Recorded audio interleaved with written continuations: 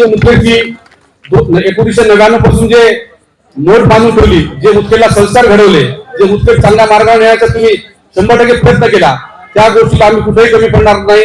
मुदखेडचा विकासाचा गाडा असेल, मुदखेडच्या कोणत्याही गोष्टी असेल, 100% चांगल्या करण्याचा आम्ही प्रयत्न करू.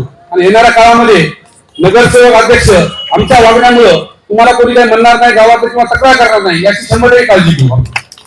कारण सगळ्यात महत्वाचा विषय आहे की आता हे पुढे आम्हाला काही नुसतं घेऊन मिळवायचं नाही किंवा हात सारे घेऊन फिरायचं नाही, तर लोकांच्या हितासाठी, लोकांच्या कामासाठी, तर लोकांमध्ये जाऊन काम करण्यासाठी हे पद आहे. 100% हे आम्ही करून टाकू.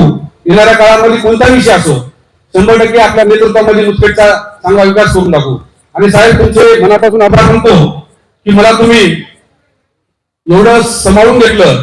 जेव्हापासून मी 21-22 वर्षाचा असेल तेव्हापासून तुमच्या सोबत काम करतो, पण तेव्हापासून जे तुम्ही मला आजपर्यंत सांभाळून ठेवलं, कोणत्याही गोष्टी तुम्ही पडू दिली नाही.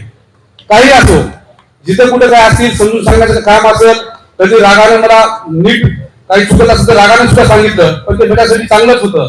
कारण मी इकडे तिकडे भटकून नाही कोणा गोष्टीसाठी, चांगल्याच गोष्टी मला साहेबांनी सांगितल्या. त्याच्यामुळे साहेबांनी मला खूप प्रेम दिलं. त्या प्रेमाचं मी कधी माझ्या आयुष्यामध्ये परस्पर करू शकणार नाही. किती जरी चव्हाण घराण्याची मी सेवा केली ती कमीच आहे.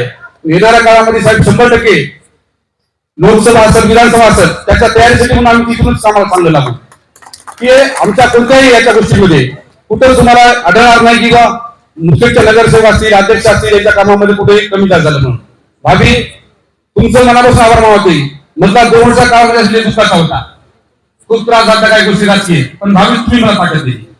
घरीच असेल तर भावी माझ्या पाठीशी उभं लागली. चिंता करू नको, मी तुझ्या पाठीच्या म्हणायच्या. जेव्हा केव्हा मला काही गोष्टी वाईट वाटायच्या, मनाला लागायच्या, काही चूक नसताना सुद्धा काही त्रास व्हायचा, काही नसताना, पण भाभीने मला हिंमत दिली, तू घेऊ नको, मी तुझ्या पाठीशी आहे. एका आईसारखं भाभीने प्रेम दिलं. त्या चव्हाण घरांची नुकसान कधी करू शकणार नाही. या ठिकाणी जास्त बोलणार नाही. साहेबाला बोलायचंय, दिदीला ऐकायचंय, म्हणून मी जास्त न बोलता थांबतो. जय हिंद, जय महाराष्ट्र.